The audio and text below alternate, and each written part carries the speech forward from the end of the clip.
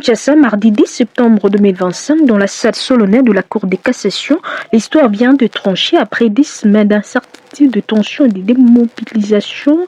Le verdict est tombé. Constant Mutamba, ancien ministre de la Justice, est condamné à 3 années de prison ferme. Ces jugements marquent un tournant autant pour la vie politique congolaise que pour la confiance du peuple en 6 institutions. Vous êtes sur Congo.carré Télévision. N'oubliez pas de vous abonner, d'activer la cloche de notification, de partager le lien, tout en invitant vos proches à rejoindre la grande communauté Congo.carré Télévision. Monche par une affaire d'argent public, 19 millions de dollars destinés à la construction d'une prison moderne à Kisangani.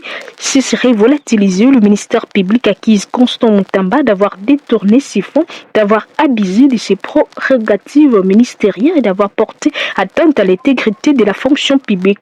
Pour la justice congolaise, il s'agissait d'un dossier emblématique censé prouver que nul n'est au-dessous de la loi. Mais face à l'accusation, Constant Mutamba n'était pas seul. Ce partisan se sont mobilisés en masse, transformant ces procès en un véritable bras de fer politique et populaire. Devant son domicile de veillée, s'y sont organisés jour et nuit, de chants, des slogans de prière. Ces partisans s'y voyaient non pas comme un criminel, mais comme un symbole d'opposition injustement visé. Le 1er septembre, au cœur de la nuit, la police disperse brutalement 6 foules rassemblées. Mutamba est placé sous surveillance et droit puis escorté vers la Cour de cassation pour l'audience décisive. De l'ouverture en août 2025, le procès captive l'opinion. La première audience expose les charges lourdes et précises. Mutamba, impartible, rejette toute responsabilité et dénonce une cabale politique. Aux audiences suivantes, le ministère public déroute ses preuves, documents comptables, témoignages de fonctionnaires, rapports d'experts, mais la défense conteste tout en dénonçant des irrégularités de pression sur les témoins et l'absence de preuves matérielles. Le 25 août, un expert financier admet ne pas avoir établi des liens directs entre Constant Mutamba et les fonds marquant un moment de flottement qui laisse croire un instant à une issue favorable pour l'accusé qui est ni l'autre que Constant Mutamba, mais le ministère public insiste sur la responsabilité ministérielle, engage l'homme, même si le preuve direct manque. Le 30 août, l'attente du verdict paralyse Kinshasa, mais la Cour annonce un report. Le 1er septembre, nouvelle date évoquée, son notification claire à la défense. Enfin, le 10 septembre, la Cour convoque la nation pour l'audience décisive. Dans une salle d'audience sous haute tension, chaque mot devient une arme, chaque silence une promesse d'orage. Et à l'extérieur, malgré la présence massive de forces de l'ordre, les foules attendent les souffles suspendus. Ce mardi matin, l'air est lourd à Kinshasa. Devant la cour, la foule est contenue par les barrières de forces armées. À l'intérieur, le président de la cour s'installe. Les regards sont rivés sur lui. L'heure de la vérité approche.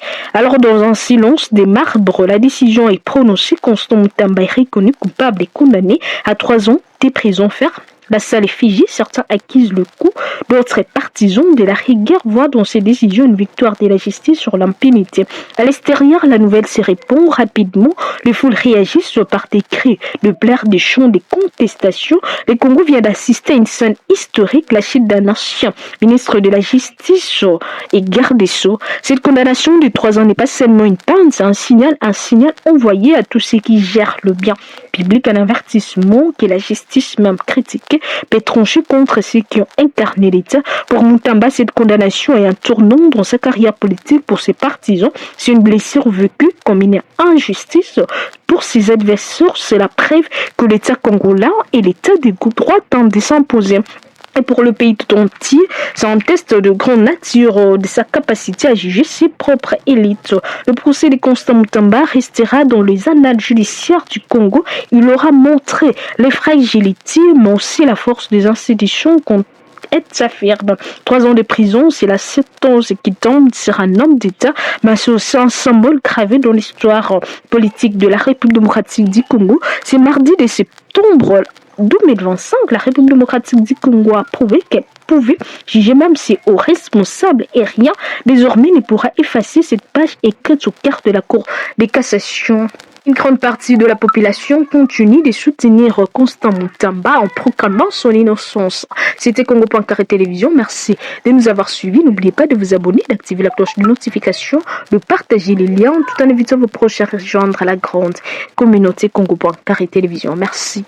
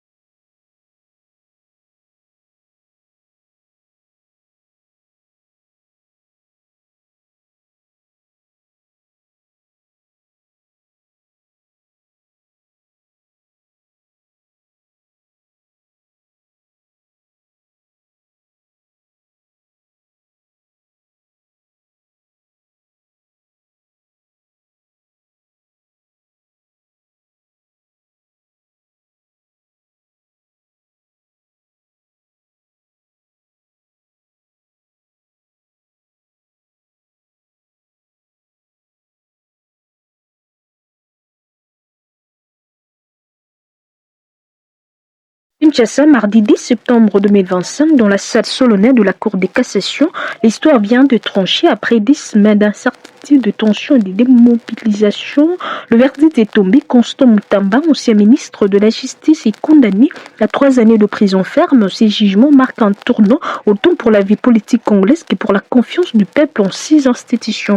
Vous êtes sur Congo.carré Télévision. N'oubliez pas de vous abonner, d'activer la cloche de notification, de partager le lien, tout en invitant vos proches à rejoindre la grande communauté Congo.carré Télévision.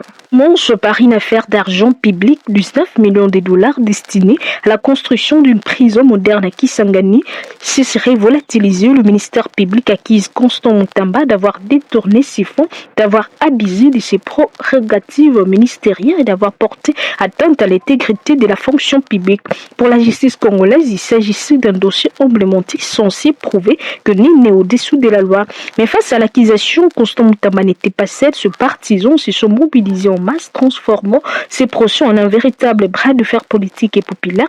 Devant son domicile de veillée, s'y sont organisés jour et nuit de chants, des slogans de prière. Ces partisans s'y voyaient non pas comme un criminel, mais comme un symbole d'opposition injustement visé. Le 1er septembre, au cœur de la nuit, la police disperse brutalement 6 foules rassemblées.